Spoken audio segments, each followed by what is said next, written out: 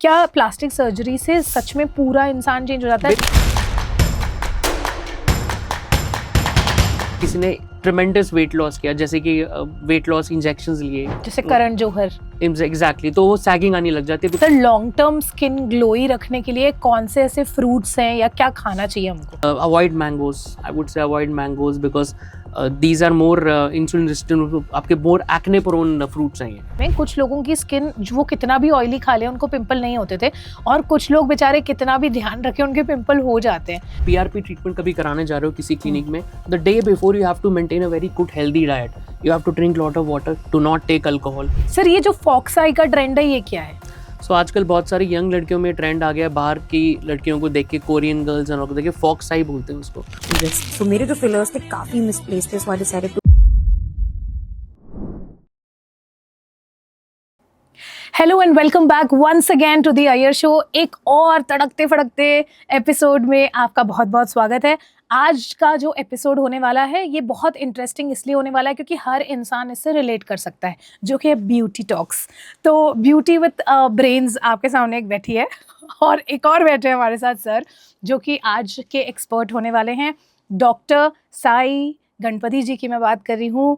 और डॉक्टर साई, सबसे पहले तो आपका स्वागत है। Thank you so much. Sir एक कॉस्मेटोलॉजिस्ट हैं, फेशियल एस्थेटिक्स से इनका बहुत क्लोजली सरोकार है, और जितनी भी ट्रीटमेंट्स और जितनी भी बोटॉक्स फिलर्स के बारे में हम सुनते हैं वो एक्चुअली में क्या है उसके बारे में हम बात करेंगे, कैसे आप भी अपनी स्किन को और बेटर बना सकते हैं, और बहुत सारे इसमें डिटेलिंग आने वाली है। तो आप देखते रहिए द आयर शो, और हम शुरुआत करते हैं आज के एपिसोड की।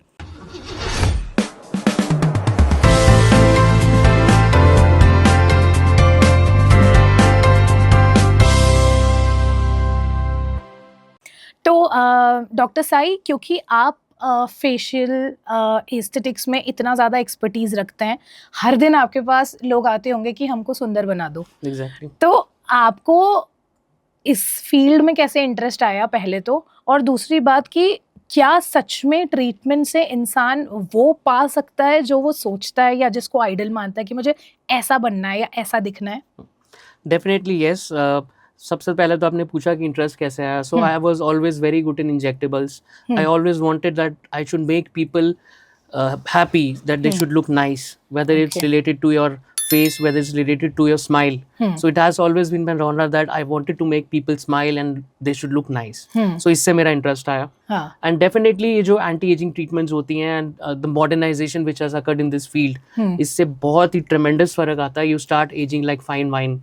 आपके फेस पे you can actually reverse things, you can reverse your age to many years back by these treatments. And fortunately in India में इतना advanced treatments आ गए हैं। There was a time जब इंडिया में कुछ होता नहीं था, but now such treatments have come which can be affordable, can be used by common man, and they can actually age very well, very nicely. Okay, तो doctor Sai, because आजकल का जो जेनजी है वो ये मानता है कि उनमें जो एजिंग है ना वो बहुत जल्दी शुरू हो गई है।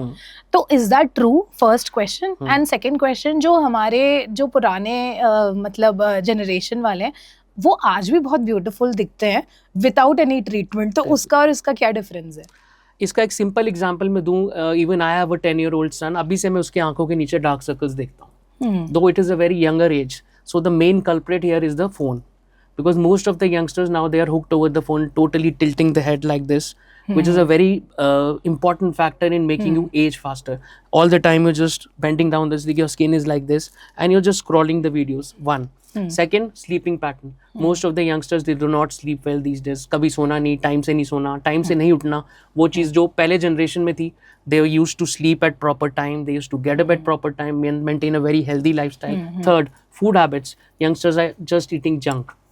They are there was a time when food we used to prefer कि घर का ही फ्रेश फूड हो, फ्रेश गार्डन से सब्जियां काटें और उसी को खाएं। बट आज के टाइम में वो अगर मिल जाए, that is occasionally, and junk food is normally every day routine they are eating. That's another factor, not eating proper habits. And fourth, the bad habits. Younger generation आजकल स्मोकिंग बहुत कर रही है because lot of stress at work, lot of stress, competitive world, smoking बहुत कर रही है, they are even doing drugs. That is another very important factor that they're aging very fast. You see a very young, around 25 to 30 year, I get patients, they have started developing dark circles, static lines, wrinkles. मेरे पास कई बार 60 years के आ रहे हैं, उनके भी इतने wrinkles नहीं evident होंगे because they have maintained such a healthy lifestyle since so long.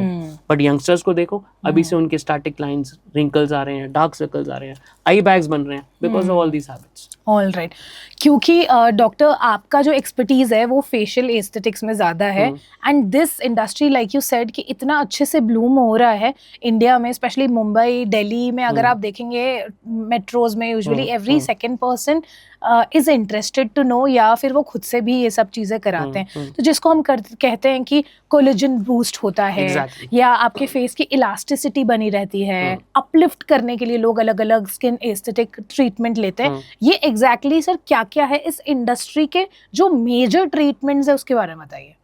So definitely what is basically collagen and elastin? These are molecules which are present and with period of age, they gradually break down on your skin leading to aging symptoms.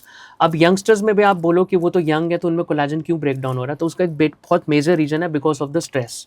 Now whenever a person is in stress, free radicals are release, oxidative stress होता है जो आके जाके inflammation करता है और उसमें भी कोलाजन ब्रेक डाउन करता है. Like if you are not sleeping properly, you are smoking से बहुत ज़्यादा कोलाजन ब्रेक डाउन होता है. दैट्स वाई यंगस्टर्स में भी अगर बोलूँ तो कोलाजन और इलास्टिन बहुत अर्ली एज में अब डिप्लीट होने लग गया है. एंड ओल्ड एज में तो होता ही है because with period of age ये डिप्लीट होता है. नाउ मार्केट में बहुत सारी चीज़ें बताई जाती हैं. If you see the social media, have this collagen, that collagen, drink this, use this serum, but the best treatment is the treatment which has to be done because we are locally promoting collagen on your face. आप जितना मर्जी marine collagen ले लो, जितना मर्जी bovine collagen ले लो. Suppose if a person has acne scars, अब acne scars किस लिए हुए हैं, ओपन पोर्स किस लिए होते हैं, बिकॉज वहाँ पे एक्ने आए, कोलाजन को ब्रेक डाउन किया और वहाँ पे पिट्स बन गए. बहुत सारे यंगस्टर्स, ब्राइड्स बहुत 1 month पहले मेरे पास आती हैं कि मेरे एक्ने स्कार्स ठीक कर दो, but that is next to impossible. Why? Because उसमें कोलाजन ब्रेकडाउन बहुत ज़्यादा हो गया है. अब she has been taking marine and bovine collagen since 1 year 9 months, but उसमें कोई improvement नहीं आया. Why? Because localized treatment which needs to be done on our face, where we need to boost collagen on the face by doing such treatments which can boost collagen directly on the face. Okay. That needs to be done over a period of at least 6 to 7 months. We need a gap. So that it can cure our acne scars. Okay, Dr. Sai, I have a question. जैसे आपने बोला marine collagen और bovine collagen. So what is the difference between marine and bovine collagen and why our skin needs it? So these are animal extracted collagen. अब जैसे बहुत सारे vegetarians लोग हैं वो बोलते हैं कि plant based collagen ले रहे हैं, but that is completely useless. जो उन्होंने निकाल दिया, some companies have taken out कि plant based collagen, but उसका कोई यूज नहीं है. बेसिकली जो कोलाजन है वो मरीन से या बोवाइन एनिमल डिराइव्ड कोलाजन है, उसी का बेनिफिट है because collagen is basically extracted source. Okay, so sir plant extraction कैसे useless हो गया और animal extracted collagen कैसे useful है? Because animal, bovine और marine collagen जो होता है actually जो उसके जो complex होते हैं, these are extracted from the own self source of human. उसको सोर्स करके जब हम इन्फ्यूज करते हैं तो उसमें जो रिजल्ट्स हैं that's are much more better. Okay, आप एक और भी चीज बता रहे थे कि जब हम स्ट्रेस लेते हैं तो हमारे फेस पे open varied something you said जो रिलीज होता है. Oxidative stress, free radicals are released. अच्छा, any kind of stress, if you're there, suppose any kind of stress, free radicals release. तो free radicals जो होते हैं they start moving into the body from here and there. ये radicals कहाँ से? These are hormones? These are actually inflammatory factors. जब भी कोई बंदा stress में होगा तो उसको inflammatory factors release होंगे. Free radicals is one of them. This is called as oxidative stress. Okay. Which roams around throughout the body, creating inflammation in different parts of the body. Okay. अब जहाँ भी inflammation होगा वहाँ पे breakdown होगा. Okay. You also mentioned sir कि जो open pores होते हैं वो ट्रीटमेंट उसका फुली नहीं रिकवर हो सकता बिकॉज वो जो एरिया है वहाँ पे एक्ने स्कार्स, ओपन पोर्स फिर भी आप फुली रिकवर कर सकते हो अगर आप पीरियड ऑफ टाइम थोड़े कोलाजन बूस्टिंग ट्रीटमेंट्स करो. बट एक्ने स्कार्स अगर एक बार हो जाएं तो उनको जो ट्रीटमेंट के बाद भी ऐसा नहीं आप कह सकते कि बिल्कुल बिफोर एंड आफ्टर हो जाएंगे. They can be smoothen out, we can improve the appearance of acne scars. But completely अगर कोई आपको कहता है ना कि आपके acne scars before and after बिल्कुल कंप्लीट वो हो जाएगा, दैट इज नेक्स्ट टू नहीं हो सकता. ओके, तो coming back to treatments, yes. So तो अगर आप सिंपली देखो the most easy, affordable treatment is platelet-rich plasma, which is a very good anti-aging treatment where we use your own blood. आपका खुद का blood लेते हैं, उसको centrifugal करते हैं और आपके plasma which is rich in platelets जो बनते हैं उसको हम infuse करते हैं throughout your face. Now this basically is a very good anti-aging treatment because it contains growth factors which start boosting collagen and elastin on your face. But only thing is that these has to be repeated. अगर आपने सोचो कि एक बार PRP करवा लिया and you sorted out तो कभी नहीं होगा. Simply if you have dark circles वहाँ पे भी कोलाजन की जरूरत है, बट आपने एक बार अगर प्लेटलेटेड प्लाज्मा ट्रीटमेंट करा लिया बट फिर रोक दिया तो उससे कुछ नहीं होगा. You have to take sessions at least 8 to 9 sessions in a year, तब जाके आपको बहुत अच्छी रैपिड इंप्रूवमेंट मिलती है. और डॉक्टर साहब मैं PRP के बारे में ये भी मैंने देखा है कि अगर आपको ना ट्रीटमेंट दे भी दिया है डॉक्टर ने तो उसके बाद मेंटेन करना वो आपको ही पड़ता है. डेफिनेटली आपको, and specially if you are taking बहुत मेजर फैक्टर है कि अगर आप PRP ट्रीटमेंट कभी कराने जा रहे हो किसी क्लिनिक में, the day before you have to maintain a very good healthy diet. You have to drink lot of water, do not take alcohol. Why? Because next day it is extracted from your own blood. If your blood is toxicated, does not have enough water, so it will be affected. PRP जिसको vampire facial भी हम कहते हैं, जो हमारे खुद own blood से निकाल के प्लाज्मा उसका यूज़ किया जाता है हमारे फेस पे थ्रू इंजेक्शंस इंसर्ट किया जाता है. तो इसके पीछे डॉक्टर मैं जानना चाहती हूँ कि क्या वो प्रिकॉशंस हैं जो लेने चाहिए जो भी इंसान कराना चाह रहा है PRP, एक दिन पहले उसका क्या डाइट होना चाहिए? So because platelet rich plasma basically क्या है कि आपके ब्लड से ही खुद हम आपके ग्रोथ फैक्टर्स ब्लड को लेते हैं, सेंट्रीफ्यूज करते हैं और हम platelet rich in plasma extract करके बनाते हैं. तो definitely one day before you have to maintain a very healthy diet. You have to drink plenty of water, do not take alcohol, because next day when you turn to the clinic, अगर आपका blood टॉक्सिकेटेड होगा, आपने alcohol ली हुई, रात को stress है, आप सोए नहीं हो प्रॉपर्ली, तो आपका प्लाज्मा भी उतनी अच्छी क्वालिटी का नहीं बनेगा. तो very often patient ask that कि मेरा प्लाज्मा इतना से क्यों बना. कई बार आप ब्लड से बनाओगे प्लाज्मा, कुल किसी पेशेंट्स का इतना सारा बनेगा, quantity will be huge in the same tube, and some patient just this tube. Another factor which happens that if your platelet rich plasma is toxicated, जब आप उसको इन्फ्यूज़ करोगे तो आपको बहुत ज़्यादा पेन होगी.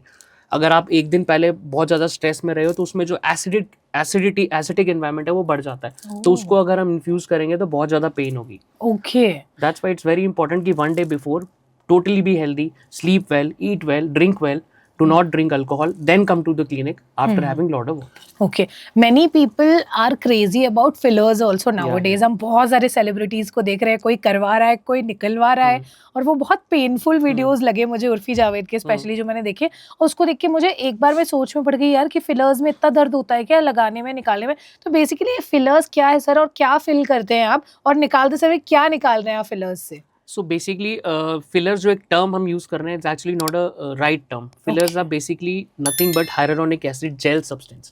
तो बहुत सारे लोगों के mind में ये होता है कि जो fillers होते हैं just for filling. And they will, you know, they have this thing that मेरा face बहुत puffiness हो जाएगा, बहुत ज़्यादा puffiness आ जाएगी face में, बहुत broad look हो जाएगा. But fillers are actually something they can even thin down your face. If done properly in proper area, right? For example, temple area. बहुत कम लोग यहाँ temple area में fillers करते हैं. अगर आप यहाँ temple areas में just 0.5 ml, what I would say that do not exceed 0.5 ml. 0.5 ml is good amount. तो यहाँ temple में करो तो आपका पूरे यहाँ पे creasing चली जाएगी, आपका एक lifting effect आ जाएगा. Another area, you do the fillers in the chin area, do in the jawline area, तो आपका face को और thin कर जाते हैं. अब कहाँ पे पफीनेस आती है? जैसे सपोज आपने एक टाइम पे, normally when I go patient come to me, I do suggest them that just go with 1 ml of fillers, but they have the mindset मुझे और कराना है और कराना है. Never go with exceed more than 1 ml. If you just go with 1 ml, fillers will never give you that puffiness. In fact, they will enlighten your features. So what our main purpose is that we have to enhance what you have already have. Yeah. मतलब it will highlight the already like highlighted features, उसको और ज़्यादा. So do not go with changing your face. Go with something that already the good things you have in face, just enlighten it. So just use that amount of fillers. Okay. And then fillers are not at all painless. Everything is done under local anesthesia. It's just a 15 minutes procedure. Done. And you get instant results. But I have another question. जैसे आपने बोला कि puffiness reduce करता है, eyes के नीचे बहुत सारे लोगों को puffiness रहता है, तो क्या आइज के नीचे fillers दे सकते हैं? Definitely not. बहुत सारे लोग मेरे पास भी आते हैं जिनके आई बैग्स बने हुए हैं एंड कहते हैं मुझे फिलर्स कराना है. वो बिल्कुल रॉन्ग माइंडसेट है. अगर आप जिनके आई बैग्स हैं वहाँ पे फिलर्स कर दोगे तो आई बैग्स और प्रोनाउंस हो जाएंगे. So first treat the I bags. जब तक आपके आई बैग्स नहीं जाते, डोंट गो विद फिलर्स। बहुत सारे पेशेंट्स ये गलतियां करते हैं कि मैं फिलर्स कराया और मेरे आई बैग्स तो और ज्यादा बड़े हो गए। तो ये मैंने बहुत सारे पेशेंट को, मेरे पास भी आए हैं, वो माइंडसेट लेके आए हैं कि आई बैग्स हैं, मेरे फिलर्स कर दो। Totally wrong. जब तक आपके आई बैग सॉल्व नहीं होंगे तब तक आप फिलर्स मत कराओ। अगर कराओगे तो फिलर्स आई बैग और बड़े बन जाएंगे। तो पहले आई बैग्स को आपको हटाना है, either by treatments like plasma pen treatment होता है, which is a non invasive treatment. और अगर बहुत बड़े आई बैग्स हैं, go with blepharoplasty, surgical treatment. एक बार हट जाएं, फिर हॉलोनेस को अपनी ट्रीट करो। ओके, तो I was asking about Botox sir, कि मतलब उसका क्रेज आजकल क्यों है और क्या पर्पस है बोटॉक्स का? सो बोटॉक्स बेसिकली क्या होता है? It's a botulinum toxin. So the prime use of botox is to treat your wrinkles, जिसको बोलते हैं हम झुर्रियाँ। सपोज आप कोई भी तरह का एक्सप्रेशन दे रहे हो, like you giving expression of smiling and you get crow's feet here, and you're giving, if you're lifting your brows and you get horizontal lines here, और you get a 11, जो बहुत सारे लोगों में 11 दिखता है। तो उसको ट्रीट करने के लिए हम बेसिकली क्या करते हैं, जो मसल्स बहुत हाइपर एक्टिव है, आपके मसल की एक्टिविटी ऐसी तरह बहुत ज़्यादा एक्टिव होती है कईयों के फेस में, तो वो रिंकल्स बना देती है। तो उस एक्टिविटी को घटाने के लिए, ताकि आपके मसल्स थोड़े से शांत हो जाए, बेसिकली हमने बोtulinum टॉक्सिन दी, और जो मसल बहुत हाइपर एक्टिव था वो थोड़ा सा कम एक्टिव हो गया, तो वो कंपेरेटिवली उन रिंकल्स को अब नहीं बना पाएगा। तो इसलिए करते हैं। बट बहुत सारे लोग क्या करते हैं, उस मसल को टोटली पैरालाइज कर देते हैं। तो अगर आप बिल्कुल ही पैरालाइज कर दोगे तो you can't give any kind of expression, so that needs to be taken care of.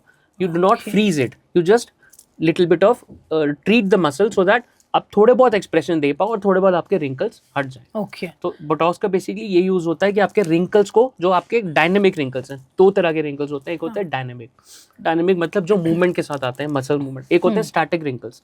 अगर आपने बहुत टाइम से डायनेमिक रिंकल्स को ट्रीट नहीं किया तो वो स्टैटिक में कन्वर्ट हो जाए। स्टैटिक मतलब you are not giving any expression, फिर भी आपके रिंकल्स दिख रहे हैं। उस केस में आप बोtulinum टॉक्सिन नहीं दोगे, आपको कोलेजन स्टिमुलेटिंग ट्रीटमेंट्स देनी है। ओके, अच्छा डॉक्टर साई, एक मेरा क्वेश्चन है, sorry to cut you off. बहुत सारे लोग ना ऐसे बोलते हैं कि ऐसे मत करो, क्योंकि अगर आप ज्यादा ऐसे करोगे तो सच में वो रिंकल्स आ जाएंगे। Does it? So that is static wrinkles. बार बार आप एक्सप्रेशन ऐसे करोगे तो जो आपका 11 सिर्फ एक्सप्रेशन में दिखता था वो कंपेरेटिवली स्टैटिक हो जाएगा, बिकॉज मसल आप बार बार ऐसे करते जा रहे हो। तो वो परमानेंटली यहाँ पे बहुत सारे लोग, आप देखो 11 लाइन बनी होती है, एक्सप्रेशन नहीं भी दे रहे बट 11 बना हुआ है। तो इसलिए हम कहते हैं कि थोड़ा बहुत सिम्टोमेटिक बोटॉक्स एक पर्टिकुलर एज के बाद कर लेना चाहिए, तो ताकि जो आपके डायनेमिक रिंकल्स है वो स्टैटिक में कन्वर्ट ना हो जाए।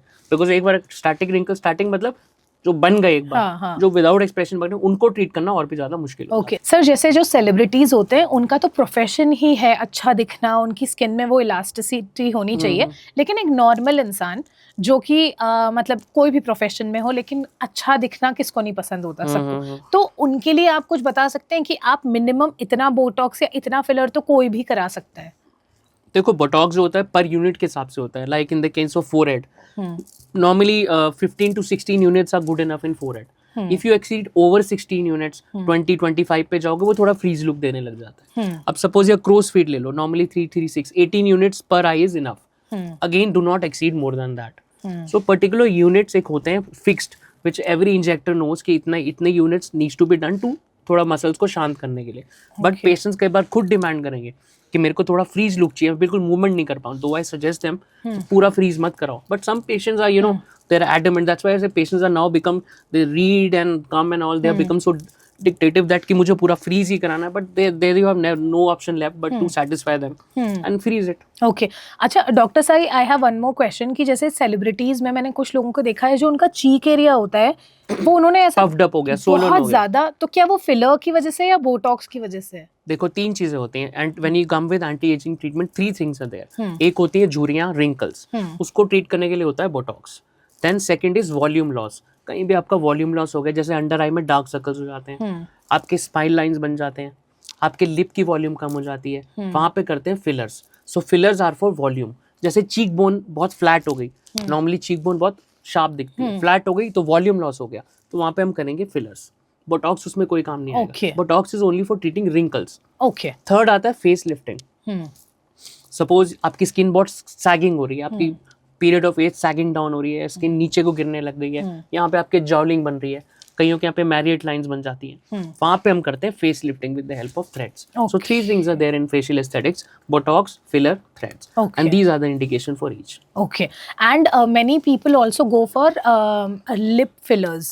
है ना, तो किसी का जैसे लोअर लिप है या अपर लिप है जो उनको चेंज करना है, हाउ पेनफुल इज दैट और हाउ इजी इज दैट? तो सो लिप फिलर जब भी हम करते हैं, बेसिकली आपने पूछा पेनफुल है या नहीं. हाँ. सो बहुत सारे डॉक्टर्स क्या करते हैं कि सिर्फ टॉपिकल एनेस्थीसिया देते हैं, जैसे कि नम्बेक्स हो गया, प्राइलोकिन हो गया, टॉपिकली क्रीम लगाई और लिप फिलर्स कर दिए. हाँ. बट बहुत सारे इंजेक्टर्स क्या होते हैं, इंट्रा ओरल एनेस्थीसिया भी देते हैं. हाँ. जिसको हम बोलते हैं intra oral blocks. We lift the lip, in the intra oral infiltration we give. Okay. जब आप इंट्रा ओरल इन्फिल्ट्रेशन दे दो तो lip fillers become totally comfortable. आपको अपनी लिप्स फील ही नहीं होंगे. So it is a very comfortable procedure as long as you're in the hand of a very good injector. Okay. But then what do you fill inside the lips? So these are basically again fillers. Fillers are basically hyaluronic acid gel substance, which we basically like 1 ml is basically half a teaspoon. उसको हम inject कर देते हैं तो वहाँ पे जाके वो जेल लाइक सब्सटेंस इकट्ठा हो जाता है और जो उसकी वॉल्यूम है उसको ऐसे बढ़ा देता है. ओके. तो यहाँ पे पीआरपी काम नहीं आता है? पीआरपी आएगा फॉर अ कुछ भी चीज. PRP is also liquid substance, but वो ये कि वो डिजोल्व हो जाएगा बहुत जल्दी. आपका ज्यादा से ज्यादा 2 या 3 डेज तो थोड़ा लगेंगे आपको प्लम, बट वो डिजोल्व हो जाएगा. सर ये जो हाइड्रोरॉनिक एसिड है और जो नियासिनामाइड है या there are different kinds of serums in the market, तो किसको क्या लगाना चाहिए? सो बेसिकली एक होता है स्किन प्रोटेक्शन, एक होता है skin renewal. When you go in the morning, basically you start with आपका vitamin C followed by moisturiser followed by sunscreen. और रात को कहते हैं स्किन रिन्यूअल. सो उसमें आप हाइलुरोनिक एसिड लगा सकते हो जिसमें हाइड्रेशन हो रहा है. बेसिकली हाइलुरोनिक एसिड क्या कर रहा है, basically hydrating your face serum. But उतना फर्क नहीं पड़ता जितना आपको इंजेक्टेबल में आता है. But yes, if you use on a daily basis तो आपको स्किन को हाइड्रेट जरूर करता है hyaluronic acid. So what is the work of a sunscreen? Sunscreen is basically for UV protection. जो भी आपकी, जब भी आप whenever you move out of the house, sunlight में बाहर जाते हो तो आपकी बॉडी मेलानिन प्रोडक्ट्स करती है. सो मेलानिन जब भी प्रोड्यूस होती है आपकी पिगमेंटेशन इंक्रीज होने के चांसेस होते हैं. सन का क्या काम होता है कि उस यूवी रेज को स्टॉप करे ताकि आपकी मेलानिन प्रोडक्शन थोड़ी घटे. Similar the role of glutathione, वो मेलानिन को घटाता है. दैट्स व्हाई जब भी कोई गोवा की ट्रिप से सन टैनिंग हो गया आता है, बिकॉज बहुत ज्यादा मेलानिन टैनिंग हो रखी होती है फेस पे. तो यही रोल होता है कि सन उसको टैन होने से बचाएगा. तो how to decide what will be the SPF for different people? SPF basically minimum should be 50 because the kind of environment conditions are here. तो 40 to 50 की रेंज में तो होना ही होना चाहिए, not less than that. Many people also say कि जो sunscreen होता है उससे स्किन कैंसर हो सकता है. नहीं, definitely not. बिल्कुल ऐसा नहीं होता है ना? बिल्कुल भी नहीं. तो it's a myth. Yeah. Okay. Now coming back to sunscreen की हमने बात कर ली. जैसे सब लोग AM PM रूटीन फॉलो करते हैं, तो अभी ये चीज़ काफ़ी ज़्यादा अवेयरनेस आ गई है कि सब अलग अलग चीज़ें करते हैं, but how it should be like रात में हम कौन से सीरम्स नहीं लगाएं, उसके बारे में बताइए. रात में बेसिकली आपको, जो मैं वही कह रहा हूँ, स्किन रिन्यूअल करना है तो बेसिकली आप AHA यूज़ करिए, BHA यूज़ करिए, रेटिनॉल यूज़ करिए. Retinol also just thrice a week, not more than that. And start using hyaluronic acid ताकि पूरे रात को स्किन हाइड्रेट रहे. और मॉर्निंग में AM do not use any skin renewal because that is the time you need skin protection. रात को renewal, morning में protection. तो morning में आप use करिए विटामिन C, सनस्क्रीन, मॉइस्चराइजर और ये सब. रात को सिर्फ रिन्यूअल करिए. Okay. There are also masks in the market जो ना वो ओवरनाइट लगा के रखते हैं और जब वो सुबह निकालते हैं अपने फेस से तो एकदम कोरियन, हाइड्रेटिंग मास्क बोलते हैं. हाँ, कोरियन स्किन बन जाती है. वो बहुत ज्यादा बेनिफिट तो नहीं होता. Basically hyaluronic base hydrating mask होते हैं, पर थोड़ा बहुत फर्क पड़ता है. बट दैट आई वुड से is not much of use. Those are basically called as hydrating mask. Okay. Basically skin को hydration provide करते हैं. पूरी रात hydrated हो जाएगी स्किन तो obviously सुबह जब उठोगे fresh लगेगी. अब जैसे सर हमारी जो स्किन होती है उसमें कहते हैं 7 layers होता है, तो हम जो भी कर रहे हैं जैसे फेस वॉश कर रहे हैं या सीरम लगा रहे हैं, वो हमारी कितने layers तक जाता है? It penetrates to like first 2 layers of your skin, not deeper than that. That's why तभी हम कहते हैं कि आप हाइलुरोनिक एसिड अगर लगा रहे हो फिर भी आपका मॉइस्चराइजर लगा रहे हो, फेस इतना हाइड्रेट क्यों नहीं लग रहा? That's why we use invasive treatment like skin. Basically moisturiser क्या होता है, मॉइस्चराइज कर रहा है आपके फेस को, but on the upper layers.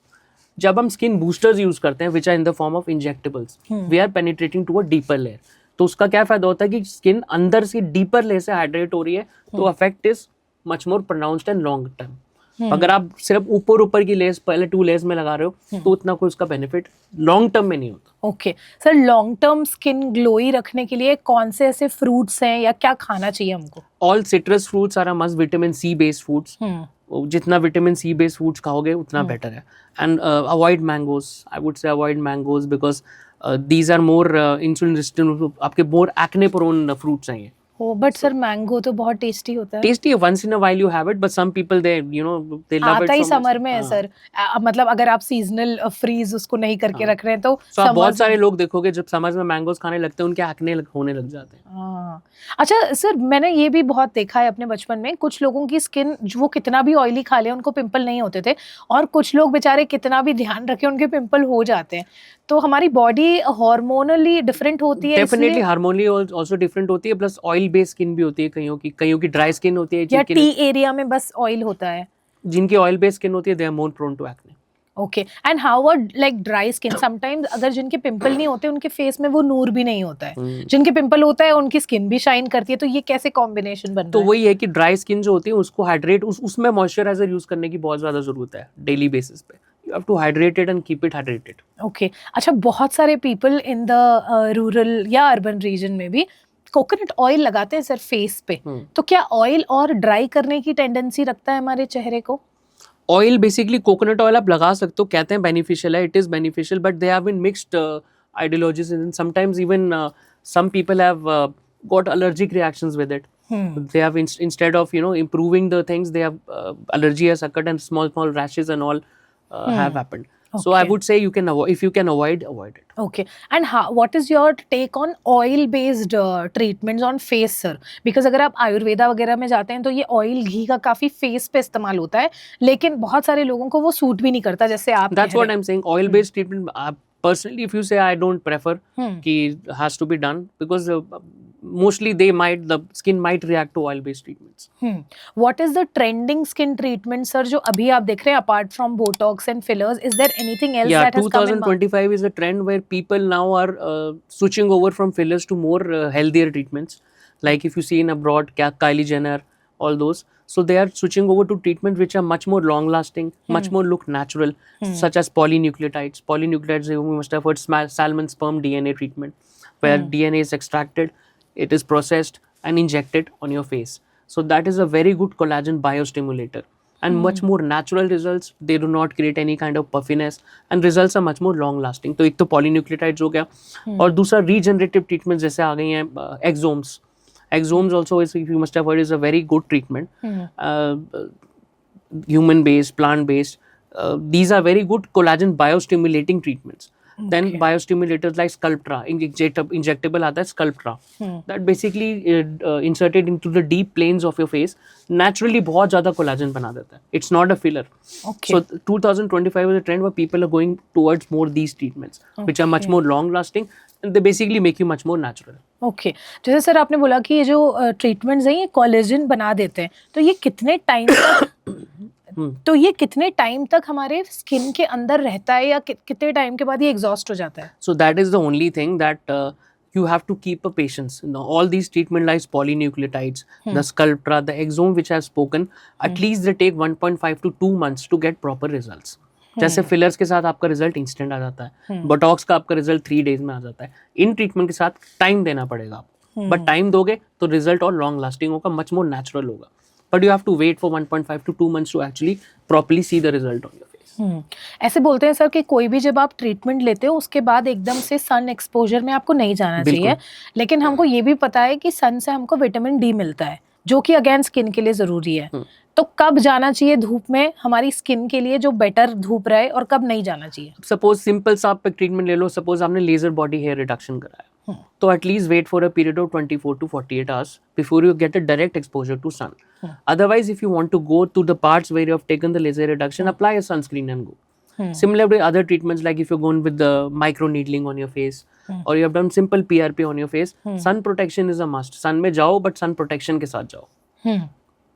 Sir what else do you see in Gen Zs today जो लगता है कि आपको कि ये ट्रीटमेंट भी आजकल यंग जनरेशन करा रही है जो एक टाइम पे 40-50s के बाद लोग कराते थे? डार्क सर्कल्स बहुत सारे जेनजीज में हैं. बहुत सारे जेनजीज आजकल फिलर्स, अंडर आइड फिलर्स कराते हैं, जो कि आई वुड सजेस्ट कि you should wait for a while, improve your habits, start sleeping properly, have a proper sleep cycle, eat properly, do not smoke less, I would say do not smoke, but if you can still control smoke, थोड़ा सा उसको habit को बढ़ाओ और थोड़ा regenerative treatments की तरफ जाओ, जैसे कि मैंने एक्सोम्स बोला, स्टेम सेल्स बोला, प्लेटलेट्स, PRP बोला, rather than just switching over to fillers at a very young age.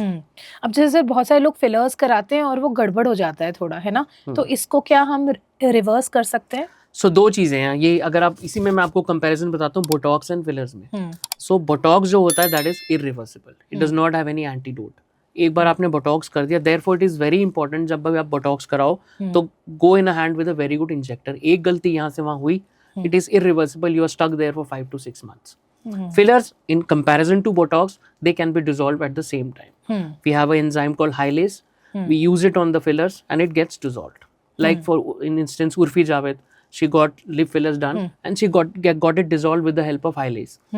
But एक डिसएडवांटेज है, जब भी आप हाइलेज यूज करोगे फिलर्स में बहुत ज्यादा स्वेलिंग आती है. सो that is that was trending in the social media कि उसने फिलर्स कराया और ये हाल हो गया. That is basically filler dissolving with the help of enzyme Hylase, but that is very normal, subsides within 48 hours.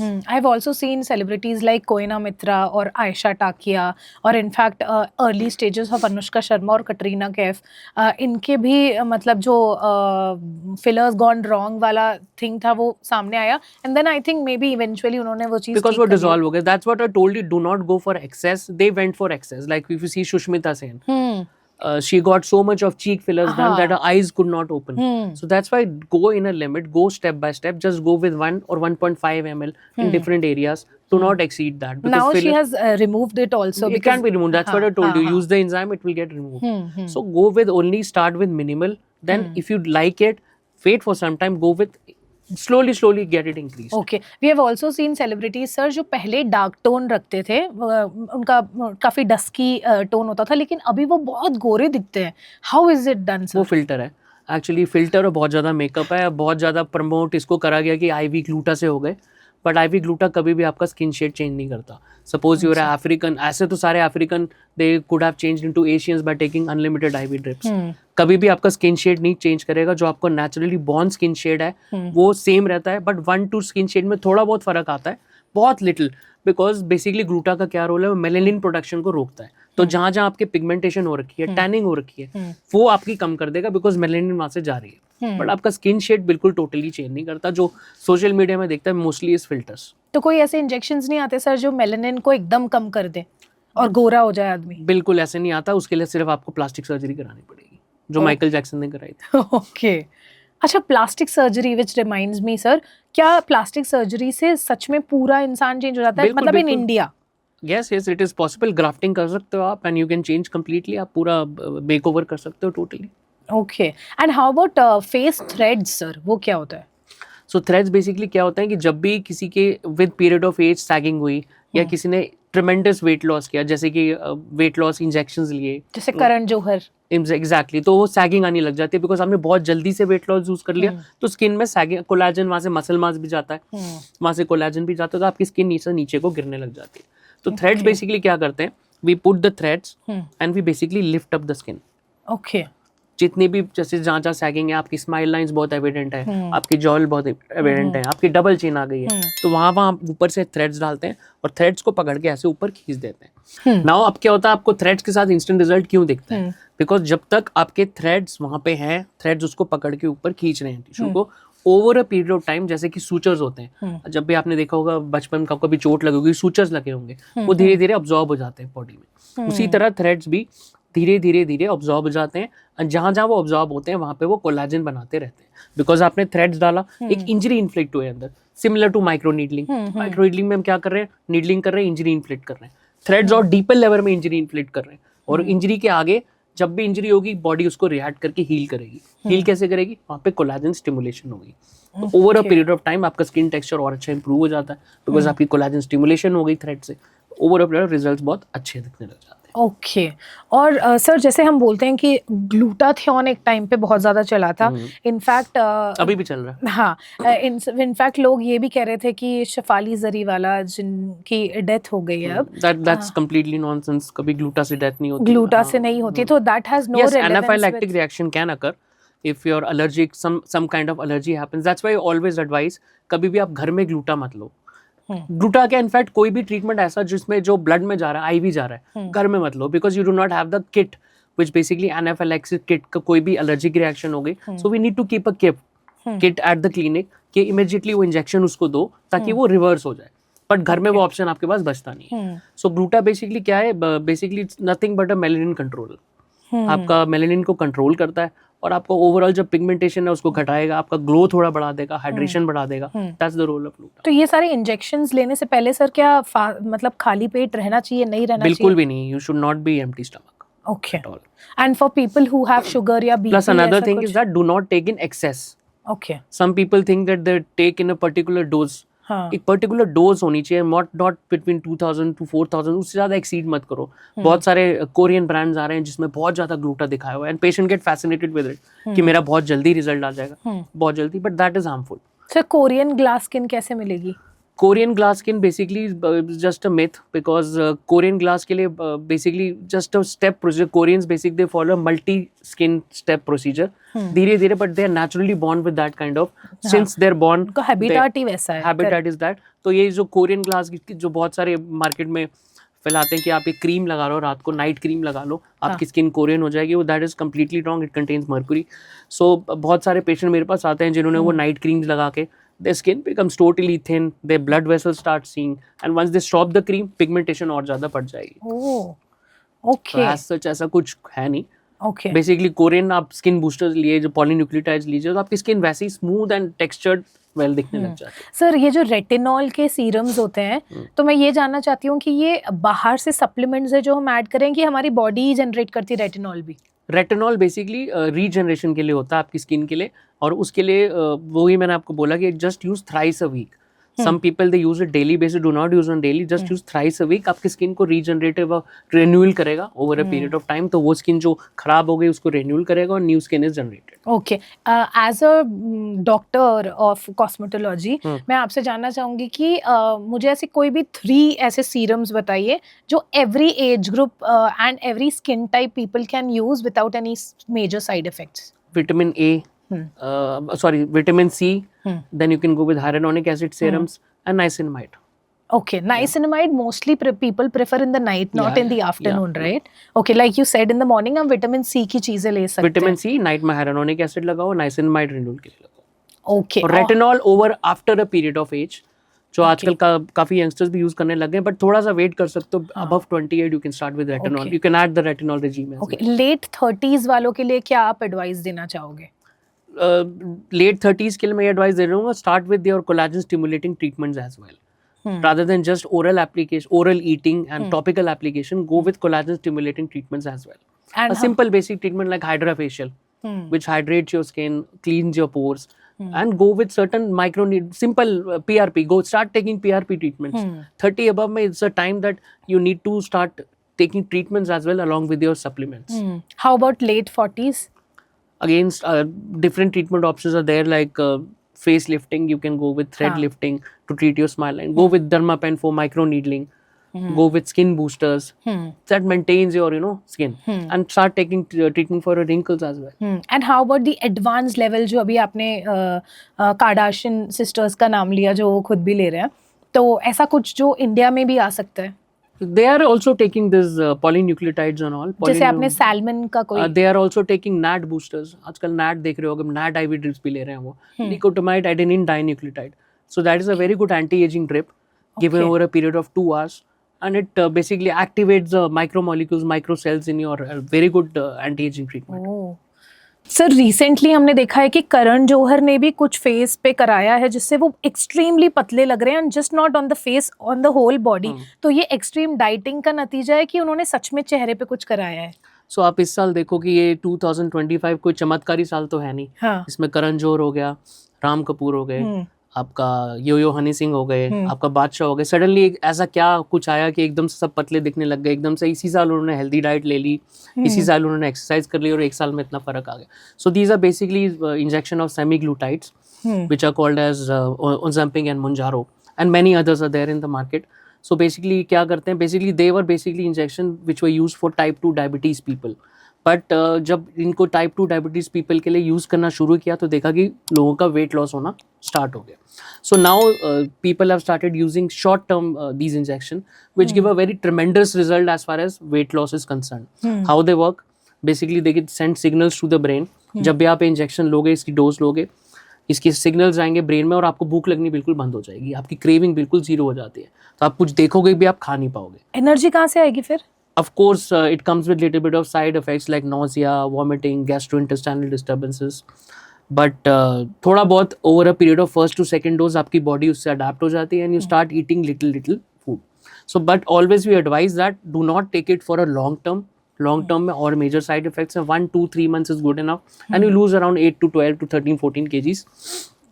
Plus we always advice patient की बहुत ज़्यादा high protein diet and exercise करो इसके साथ. पर अगर आप बहुत लॉन्ग टर्म में लोगे, जैसे कि कुछ सेलिब्रिटीज़ में नाम नहीं लूँगा, बहुत ज़्यादा फेस में सैगिंग आ जाएगी, आप कुछ उम्र पतले होने के कारण आप कुछ उम्र आगे चले गए. सो एक लिमिट में लो, not long term and with precautions. Okay, I have also noticed one thing कि कुछ, जैसे आपने बोला कि सेलिब्रिटीज पतले तो हो जाते हैं बट चेहरा बहुत कमजोर लगता है फिर. तो उसी के लिए कह रहा हूँ, दैट्स तो जब भी आप इन फैट लॉस इंजेक्शंस के साथ हो, वेट लॉस इंजेक्शन के साथ, stimulated with a high protein diet, lot of exercise, weight lifting, plus start taking face lifting treatments as well. अगर आपकी पर्टिकुलर एज से ऊपर है और आपका बहुत ज़्यादा वॉल्यूम लॉस फेस पे दिखने लगा, तो इसको कॉम्बिनेशन में आप फेस लिफ्टिंग ट्रीटमेंट, जैसे कि वही जो मैंने आपको बताई, बहुत सारी जो कोलेजन स्टिमुलेट करें, वो भी साथ साथ इसको कंपाइल कर लो ताकि आपकी फेस पे उतनी साइनिंग ना आए. सर बहुत सारे लोगों का ना, हम सब ये बात जानते हैं कि हमारी दोनों आईब्रो कभी भी एक जैसी नहीं होती है. मेरी भी नहीं है, आईब्रो पेंसिल से किया है मैंने ठीक, टू बी वेरी फ्रैंक. लेकिन बहुत सारे लोग आते हैं जो परमानेंटली आईब्रो ठीक कराना चाहते हैं, उसको कैसे कराते हैं सर?